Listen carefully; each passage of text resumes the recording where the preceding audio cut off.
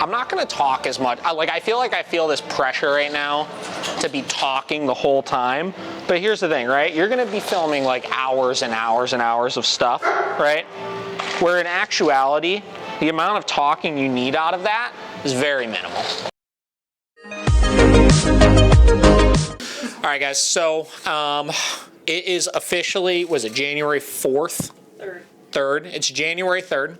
It's the beginning of the new year, and we are trying lots of new things here. So we are going to be starting to do a, I don't even know what the frequency of it is going to be, but we're going to start doing vlogs here at the facility past what we've been doing. These are going to be a little bit more in-depth. We're going to try to show a more thorough and transparent and true version of what goes on in the day-to-day here at the facility.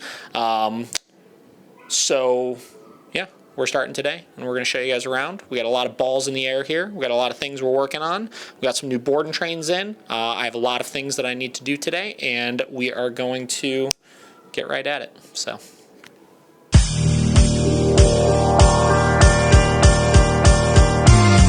All right, so we got a bunch of things going on right now. We got a couple of new board and trains in. Obviously, Maximus here. Been here for about, who's he been here now? About 7 or 8 days, something like that. No. And he is one of 2 board and trains I'm working with personally. Again, we talked about we got a lot of things going on with the new year here. We got some website updates we need to sit around and look at today. A couple of meetings that we're having with the staff, follow-up lessons we're going to be shadowing, and just kind of getting into some of the day-to-day of kind of what we would do here at the facility and what I would do here at the facility over the course of, you know, the week, right? So obviously at this point, I'm not super involved with a lot of the training, no, outside of the initial kind of one-on-one sessions that I have to do. But for the most part, I try to kind of fill a little bit more of like a training director role here and kind of oversee some of all of the training that's going on. So that looks like kind of sitting in on training sessions. That looks like, you know, helping check in with the board and trains periodically. No.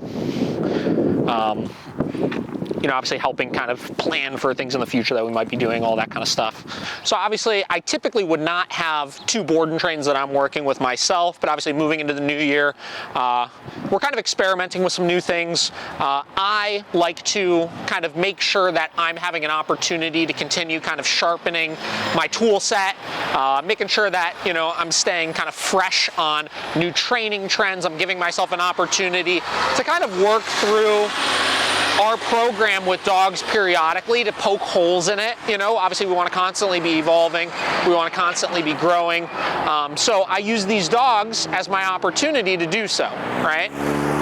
By having, you know, a dog every now and then that either I'm doing a one-on-one with or I'm doing a board and train with, I can look at my program and I could see if there's any places we need to continue making improvements with, so that I could further help the staff continue to improve themselves with these types of things, right? Obviously there's a lot of ways to train a dog, no. But when you're doing them within the boundaries of certain programs, obviously you have to kind of cater those approaches and add and subtract things into it, kind of in a strategic way to make sure it's fitting what you're trying to accomplish. So that's what we're doing with these guys.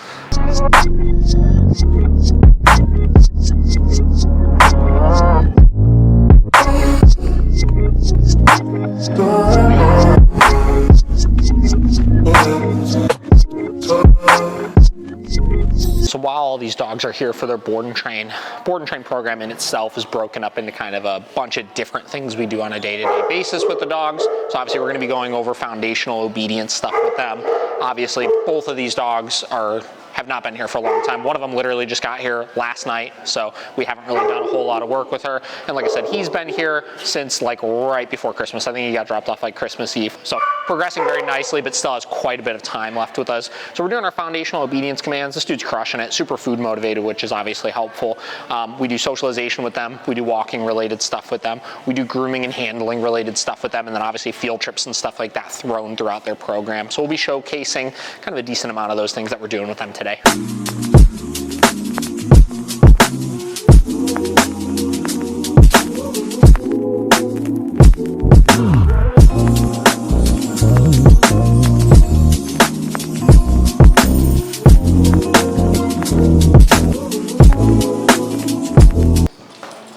this is the type of behavior that his owner sent us for. Like very shortly after getting him, they took him to the dog park and he got in a fight with another dog, or I should say a quote-unquote fight with another dog. I don't actually think that's what happened. What we have is we have a really giant, really annoying puppy that likely can off-put a lot of dogs with his energy because of his size. And frankly, if you don't understand this kind of behavior good enough, this could look really scary. I mean, he's all over the back and he's kind of almost mounting him a little and stuff. But because we've seen this behavior so many times, we know this isn't something to be scared of. Now, that doesn't mean that I'm not going to need to step in a minute, tell him to chill out a little bit because he is getting pushy if he doesn't start respecting the cues that Huey's giving him. But this is not a behavior we would typically be worried about as long as you just kind of let it play out. Now, when people start seeing that snapping like Huey did, and you see he's starting to show the teeth and everything, this is where most people are like, whoa, they try to step in and separate the dogs and this and that. But in actuality, it's just a natural part of the process of them learning how to communicate with each other. So I want to see here, again, how he starts responding to those cues. See how he's letting him know you need to kind of back off. Now, if he doesn't start respecting that in a little bit, that's where it would be our job to kind of step in and start communicating those boundaries and helping him out.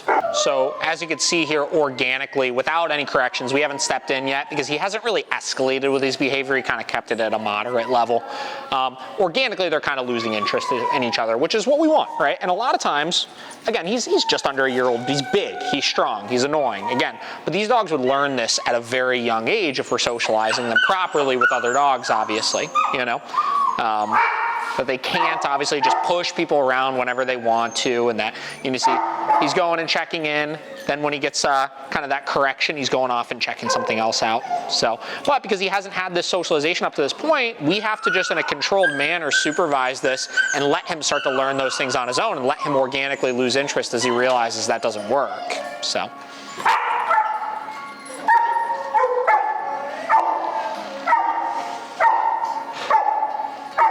So annoying. You're so annoying, dude.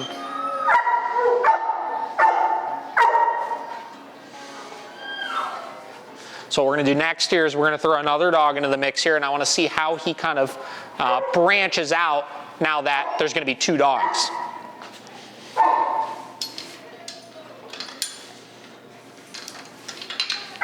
Come on, bud. We'll also add a bigger guy into the mix as well.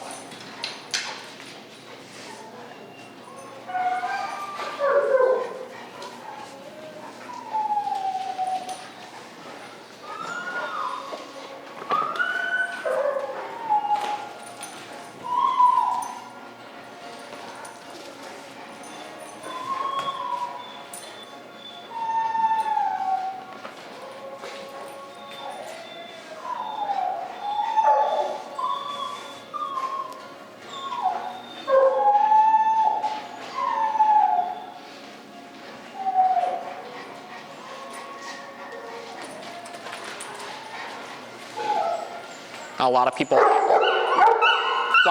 ask me, you know, so what? I just need to get my dog around. Need to get my dog around all sorts of other dogs, and I need to start socializing them. And short answer is yes. The long answer is no, right? Because here's the thing. Right now, we're in a position where we've done enough training with him where if something were to happen and he were to act out or go after one of these dogs, we're in a position to be able to correct for that because of the training we've done up until this point. And if you start kind of willy-nilly just throwing dogs together without having that established, you're setting yourself up for failure, kind of like fingers crossed, we hope this goes good. Wait, actually, like what are these? Michelle crocheted. Who did? Michelle. What? I walked in, I was like, what are those? I didn't know we had this talent within our facility. You see these things? They're little ornaments. Those are so cute. Yeah, that won't be a problem. We're here to. That girl's got some time on her hands. What are your thoughts on people that have a baby and they want to introduce, like, this lady wants to drop off a blanket for the dog to, like, what are your thoughts on that? You know what I'm trying to say? Okay, so no, that's a good question. So typically speaking, I actually discourage it and I don't allow it. Okay. Because the whole I don't know if person, the whole idea of introducing our baby to our dog in a way where we're essentially giving them these things that symbolize the baby in some way and saying essentially these are yours is the false way of handling adding a baby into the pack. Gotcha. Right? Yes. Realistically, we want the dog to come into the house, see and experience that thing from afar, that child, right?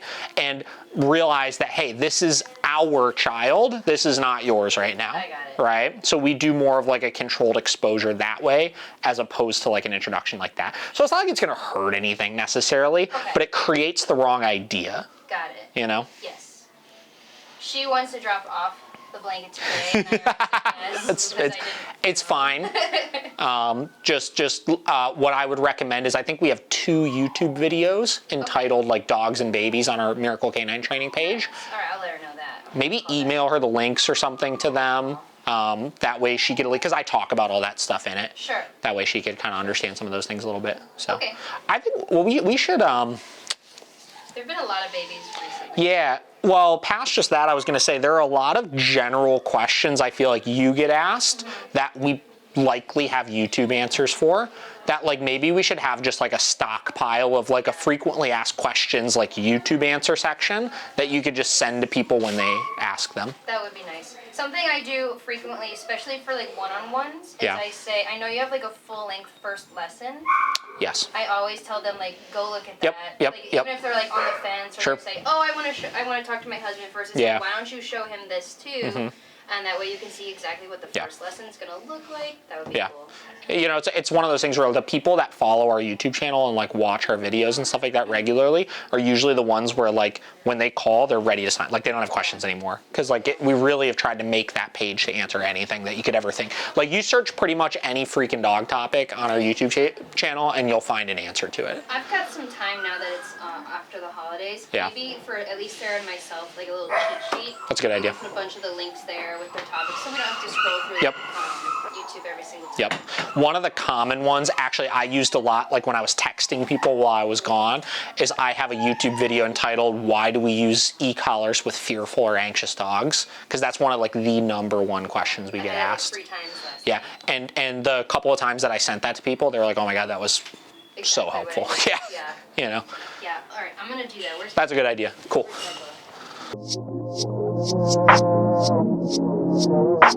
She said, nah.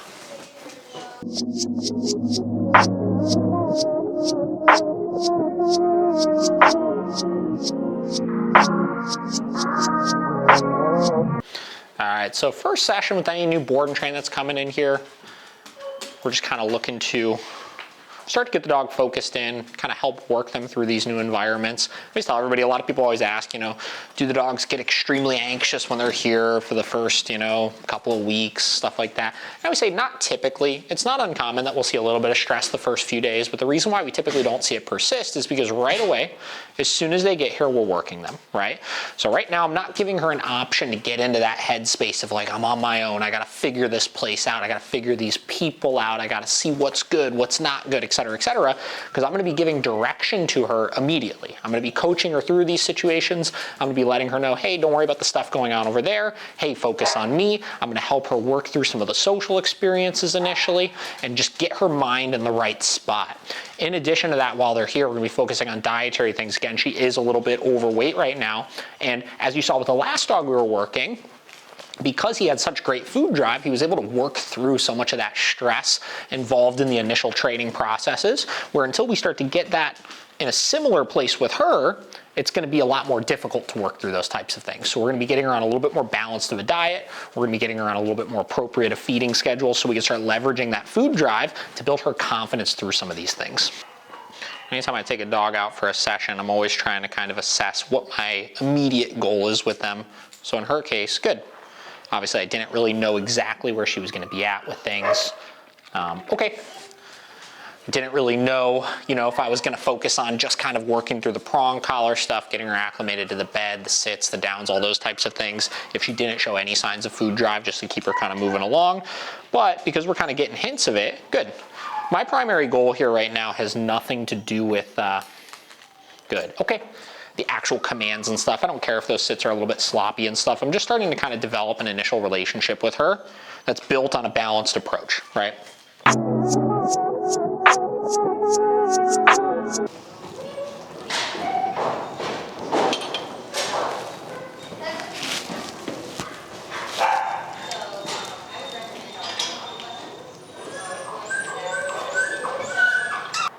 So first social here with any dog.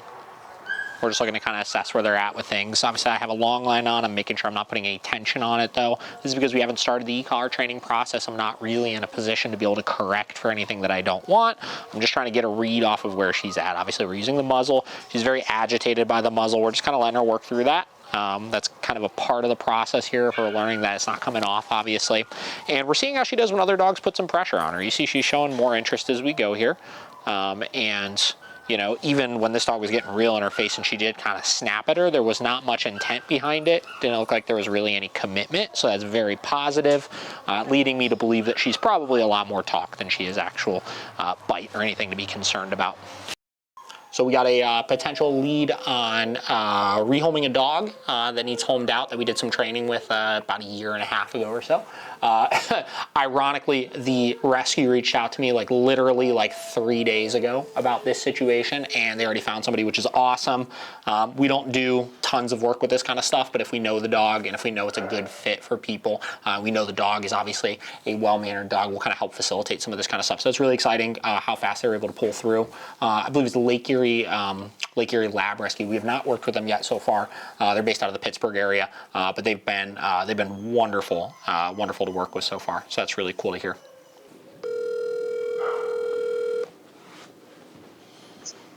Hey David, how are you? Hey Abby, how's it going? Good. I won't take much of your time. I wrote a nice write-up on Chip yesterday, and I sent it over to Nikki, and I emailed it over, and I didn't hear back, and so I texted her, and I haven't heard. So like at this point, and this is what happens a lot with rehomes, you know, people are busy, and there's a reason why they're not keeping their dog. And, Sure. You know? Yeah. So, you know, the ball's in her court at this point. But I did talk to a very experienced lab owner in Pittsburgh who has a 4-year-old male who he's very playful and energetic, but he can settle down, and she's looking for a buddy for him. Nice. And I didn't know how Chip would be with another dog. What do you think? He was pretty good with other dogs. Okay, so here's my thought. If this Nikki ever calls me back, Sure. and she's interested, because like Nikki's in Sandusky, Yep. this woman's in Pittsburgh. I was thinking, what if they met, like arranged with you, if you'd be willing, because I know you said you would do a lesson. Yep. What if they arranged to meet at your place? You kind of supervise the meet and greet, and if it goes well, maybe just like, you know, give them like a boost with a quick run through of what Chip knows and what to reinforce, and send them on their way back to Pittsburgh, because I really think they can take it from there. Yeah. They're like me. They're, you know, if I had somebody like you just kind of giving me a refresher and working with me for an hour or so, and then, you know, they can follow back up if need be. But, you know, I wanted to get your thoughts about him with another dog, because, but if you think it might work,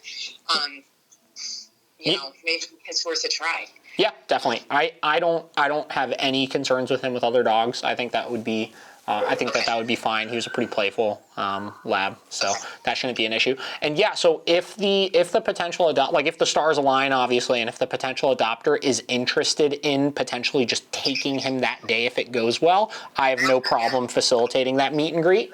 I think that makes the most sense. I would completely agree with that. I was just gonna say, you know, from a time standpoint, I don't want to be obviously having a bunch of meet and greets at the facility here with kind of like no intent behind it. But if she's interested in actually, you know, taking him if it goes well, I could 100% do that. I have no issue with that. Yeah.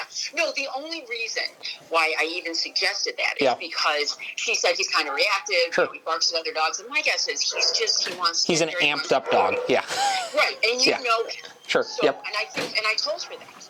And I said, rather than have Nikki, and I can't be there. I mean, I could probably tell. I couldn't tell you as well as you can what to do with him, but I could tell. Yeah. But I can't be there either. Yeah. So, sure. You know, I thought, well, good. She's, you know, Cleveland's kind of in the middle. Yep. And okay, that's what we'll do there. I'll put her through. if they're interested, I'm going to put the two of them together. Yeah, and then just have one of them reach out to me to get it scheduled, and then we can kind of go from there. That's perfect, and I'm going to, and let them do it. But Nikki has to get back to me. Sure. Yeah. Awesome. Well, that's cool. Sounds like it could be a good situation. I mean, that worked out quicker than I think we thought, so cool. Yeah, I mean, this is my thing. I'm really good at at matching people, but like I said, I need the pros like you who have a little more insight into the amped up dogs. Sure. Especially when I'm not there and I can't see them. So, of course. Yeah, so this is great. All right, thank you. Yeah, no problem. We'll be in touch, I'm sure, for a dog to the rescue where we can use your services. Yeah, sounds great. We'll talk to you soon. Thanks. Yep. Take care. Bye.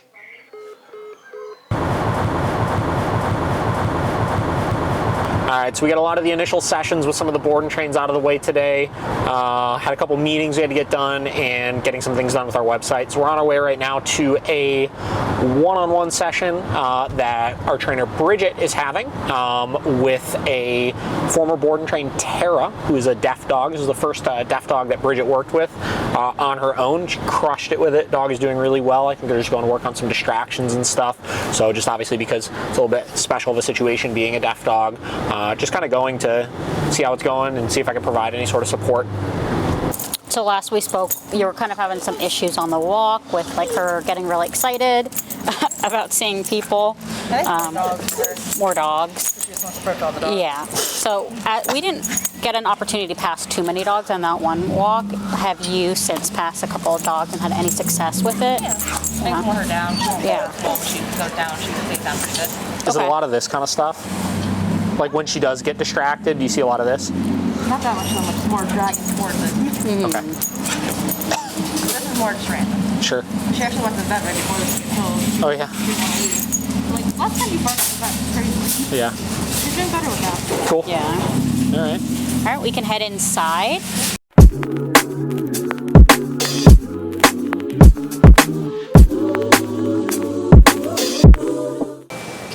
So a couple things I'm noticing is I notice you're tapping her to kind of get her to look at you. Yeah. Kind of want you to just be giving the command, which is the cue, and if she's not looking at you, you're going to correct her for not getting into the down until she kind of knows she has to pay attention to mom. Another thing is I just want you to give the cue one time, the down cue, and if she doesn't do it, just pause for a moment. We're going to give her a little bit of time to see if she's going to start moving into the position. If she does not, then you would deliver your correction and you would keep doing your cue. It's just the same as with our hearing dogs. We tend not to repeat commands more than once. We will give the command one time, and if the dog's compliant, then we'll reward. If they're not compliant, we'll tell them no, correct, and then give the command again until we start to see that the dog is starting to understand, just on that verbal command, what we want them to do. Just adding on to that, it's not that obviously you're trying to tap her just to make sure you have her attention before you give the cue and stuff. One thing that we'll do to help, give the dog a little bit more of kind of a chance as far as if they're not looking directly at us when we give that cue, is once I give the cue, I just, instead of giving it twice, I'll hold it and just hold it there until, to give her an opportunity to look around and then see it and then know what to do.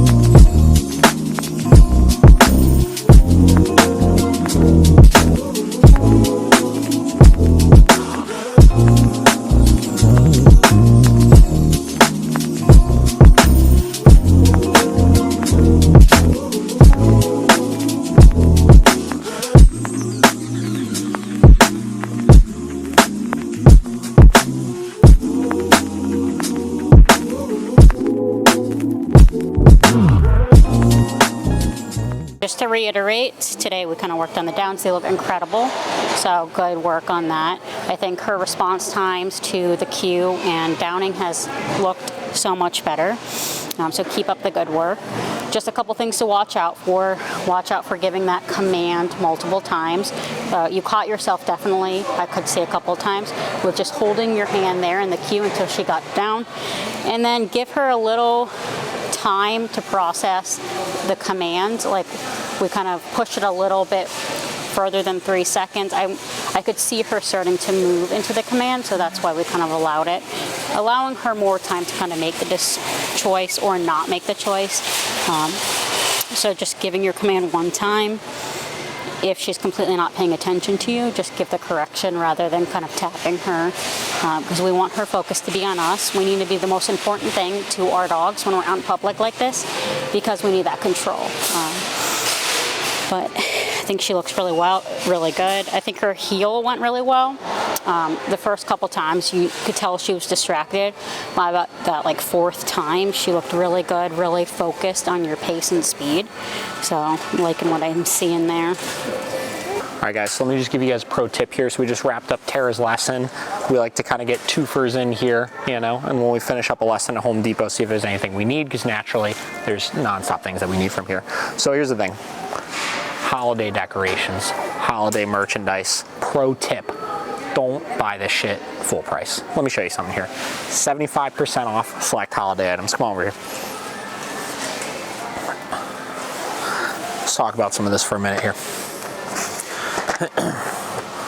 We got 600 lights here, right? 600 warm white C6 LED lights. These are great. I have these on my house right now. They look beautiful. Normally,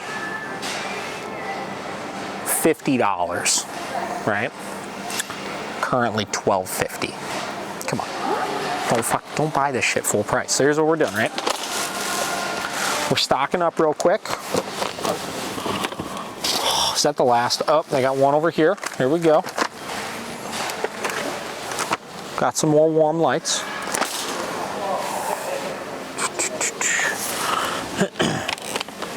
We also need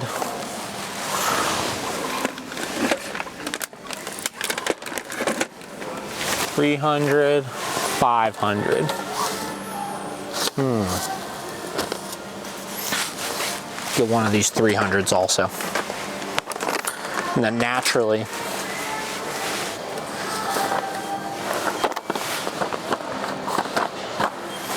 you got to get the clips. You want to hang these up on the gutters.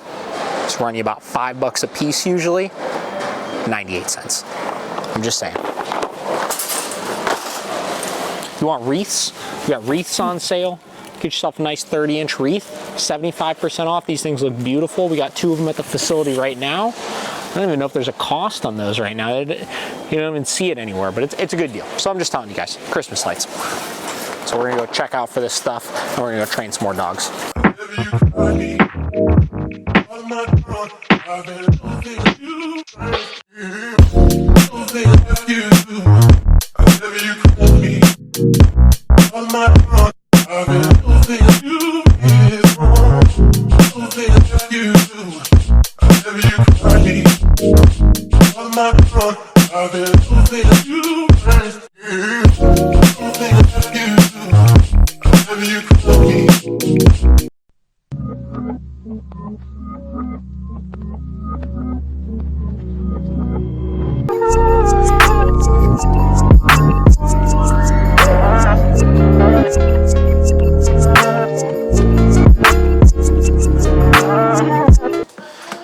So finished up a couple meetings, finished up some more sessions with the board and trains here. So we got a dog that's gonna be coming in for an assessment. Did some training elsewhere. They're looking to see if the dog is gonna be able to board here or not while they go out of town. So they should be coming here any minute now. We'll get into that. What's going on with Nova? So I know you said you're looking to possibly do boarding in the future. We would, no, that's it. We would love to do that. She's 9. No, that's it. She's like bad shit. She just does everything at level 800. Typical, so yeah. Tips for that, we'll take them. Typical dobe. Typical dobe. Yeah.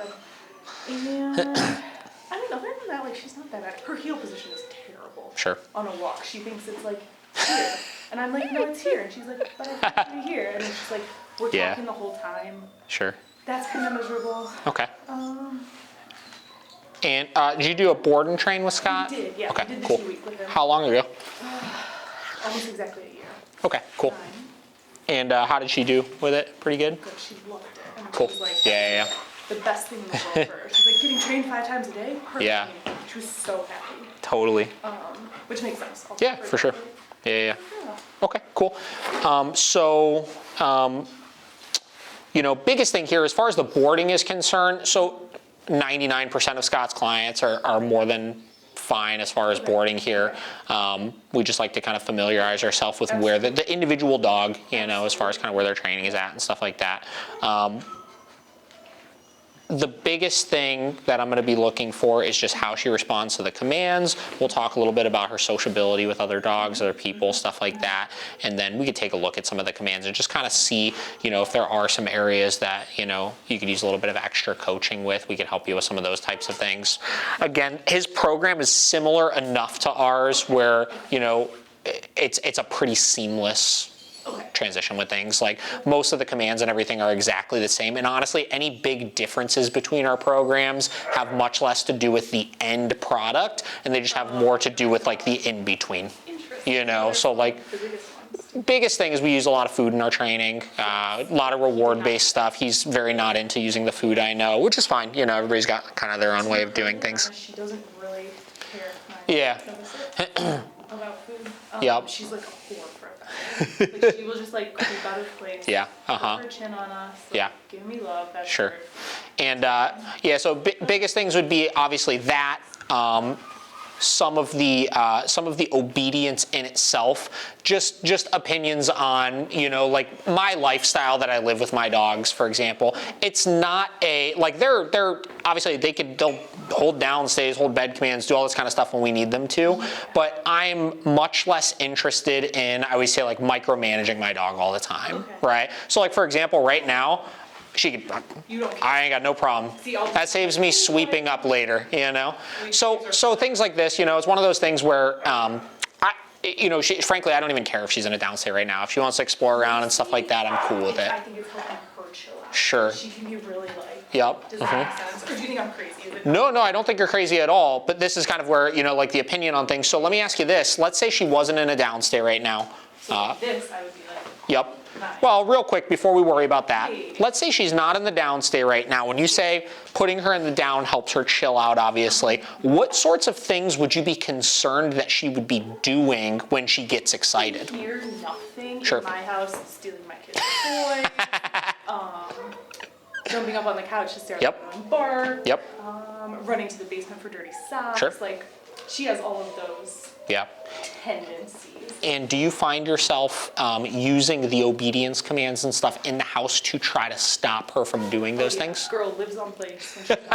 Is that bad? Is that No. Again, so there's no issue with that. And this is where, again, the biggest difference is in philosophy.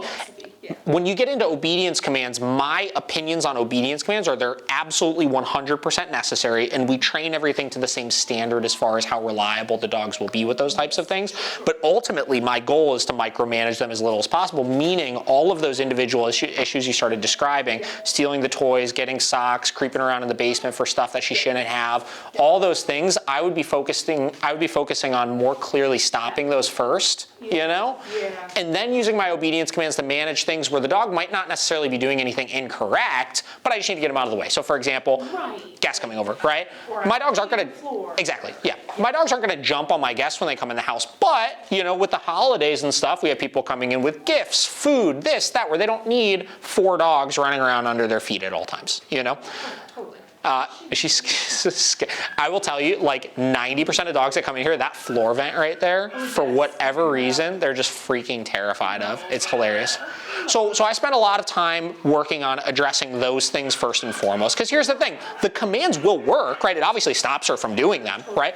But long term, it does nothing to tell her what's actually expected of her. Right, and when we don't put her in place for whatever reason, we forget whatever's happening.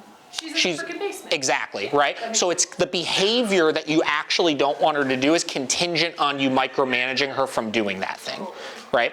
Which still feels like a step above from where we were. Of course, and it 100% is, right? But I see what you're saying. That's kind of where you get into the like differences and stuff like that. The biggest differences are just those kind of things, you know, getting into, you know, actually getting into the root of those problems. And here's the thing, right? Let's say a dog leaves. Trying to talk me through some of that. Like, Oh yeah. We'll get into it. Yeah. I care about this half the time. She's like, I don't give a fuck. You want to know why? You're at level 22 right now. Which is high or low? Low for this setting. So again, we'll get into, we'll talk about some of this kind of stuff. Where was I going right before you said that? Managing your real behaviors. And Managing real behaviors, obviously. God, God, there was something I was getting ready to say like a second ago. I lost it. That's okay, we'll get back to it. So yes, we'll get into to addressing some of those. Oh yeah. So let's say dogs leave our board and train program, right? We still coach the same types of things initially, right? I'm still gonna get into showing you like, listen, like if you're having all of these problems, like let's say you had a list of like 6 different issues, right? There's still gonna be some management initially, right? And you're gonna have to use some of your downstays, some of your place commands, some of all this kind of stuff in order to manage her in the meantime, but we provide quite a bit of follow-ups to our post-board and train. We're usually like a month later, a month and a half later, stuff like that, as we're doing those follow-up sessions. We show you then how to fade those things out, right? To that point, right? So yeah, so we'll get right into. Yeah, so you know, and here's the thing. The cool thing about like once we get like dogs and stuff into our boarding program and everything, you know, these types of conversations and everything, as you kind of familiarize yourself with how we do the things we do, and you kind of stay up to date on some of like our social media stuff we post and everything, you'll get a lot of like little tips and tricks that once your dog is already trained, you could apply that stuff, right? Like there's a lot of people we work with, and I'll do like virtual training and stuff with, that have done similar board. Get all excited, that have done similar types of board and train programs like elsewhere, like in different states and stuff, that we could help with that fine tuning from there. I can't necessarily train your dog virtually from afar, but I can help you take it to the next level kind of thing, you know? Okay, so let's do this. Let me take the leash from you here, and I'm gonna try a couple of those, and I wanna see what we get here. So first thing, yes, I would say that level is very low, right? Level on the e-collar, right? Every time you said 9 and I hit that button, I couldn't tell at all that she was feeling that e-collar, right? And I'm not saying she probably is feeling something, but there's a big difference between perception level and motivation level, right? So what I mean by that, I'm sure in your send home lesson, what you guys likely do, because I think I've seen Scott do this in some of his videos, there's a lot of continuous pressure work, teaching getting onto the bed, teaching getting into position, and teaching like that off switch with the e-collar, right? So when you're doing that type of work, that would be using the e-collar as what we refer to as negative reinforcement. You're using a perception level for that, right? We're not intending for it to be extremely motivating to the dog. We're just intending for them to feel that sensation and start to connect the dots that this is what turns it off, right? You get into long term with things. Let's say we're trying to stop her from jumping. Let's say we're trying to inhibit her picking up socks on the ground. Let's say we ask her to come and she's too distracted by something going on over behind the door, whatever it may be. I'm not going to use a perception level for that, because here's the thing. Just because she feels it doesn't mean she cares about it, right? Totally. And she doesn't. Exactly, right? So at this stage in the training, when we're taking commands that we're saying, you know, she knows these things at this point. She's been taught thoroughly with them. She understands clearly what they mean. We have to, at that point, switch to a motivation level. And motivation is funny because it's one of those things where what I see most owners fall into the trap of is they'll find a level that works for 75% of things. Like I'm sure in no distractions in the house, when you're just, you know, trying to get around the place so you could vacuum or something like that, that your 25 is more than enough, right? I'm sure she cares enough about it. She stays there. It's not a big deal, right? So we get it glued in our head that that's just the number. And there's no, right. Exactly, right? And we know that's not the case because in our house is much different than being in a kennel where there's barking dogs all over the place and there's people upstairs, there's people downstairs. When you're at the park and there's a deer or a squirrel or this or that, right? I've seen dogs that work at a 6 for their general training in a room, but then go out on an off-leash hike, and when they see deer and stuff like that, work at like a 90, you know? I mean, it could change so dramatically, right? I don't know why we're so afraid. Like Scott told us this. Yeah. Stop. He was like, don't go too low, too slow, Yes. all this shit. Number one mistake, and we still. And this is not a just you thing. This is not a just Scott thing. This is not a just anybody thing. This is issues we see post board and train with clients almost 100% of the time as well. Because listen, I mean, here's the thing, right? Like, I'm sure before you ever did any training or knew anything, the thought of like shock collars, right? It's a little like, it's off-putting, right? It's like, I don't want to hurt my dog, right? And here's the thing, the goal is not to hurt our dog, obviously, right? The goal is to use as little pressure as we can get away with, but as much as we need to. So at the same time, I also don't want to fall into this trap of like, okay, cool, we'll just use it at a 90 all the time. You know what I mean? It's anticipation. One of the number one causes for anticipation that I see here is people do this. They go, okay, right? Let me show you what I do. Let me show you. Place. So what they do is they pick up the leash and they say okay at the same time, right? Let me show you what I do here. Every time I release a dog, if I have a leash on them, I go back, pick up my leash, pause, make sure I still have stability, okay, then I release. That way I confirm she's not cueing off of me picking this up, or she's not cueing off of my physical gestures, she's actually waiting for that release, right? There's something in dog training called overshadowing. Come here. Overshadowing basically means when two things are happening at the same time, the dog will only perceive the more dominant of the two, right? So me picking up a leash and saying okay at the same time, dogs are more visual creatures, right? So they're just gonna be cueing off. They're just watching me, they're not listening to me, right? Okay, as I'm gonna do a couple on this bed because I know she doesn't wanna do it, and I'll show you how I would typically work through that if she gives us an issue with it. Place. Giving command, no, place. So we're gonna go up a little bit more from there. No, place, a little bit more. Giving her a second to work through this. She wants to do it. No, place. Bless you. No, place. There we go. Now you get into, a lot of people talk about, you know, fearful dogs, anxious dogs, use of the e-collar, stuff like that. I always say, the thing they're scared of, the thing they're anxious of, in this case, obviously the floor vent right here, you have to look at it as just a distraction. Even though she's having an emotionally charged response to it, of being nervous of it, she is still distracted by it because she's nervous of it, and that's why she's not being compliant with her command. So in that case, we went up to a 75 because that was the motivation level around a high level distraction, right? And that's what ultimately got her to fix that behavior and situate herself into that place, right? Okay, so we'll do that again. We'll see how she does this next one. Place. And that time, perfect response, right? Because we worked through it, we addressed the issue in a way that she cared about and understood, which caused her to then fix herself.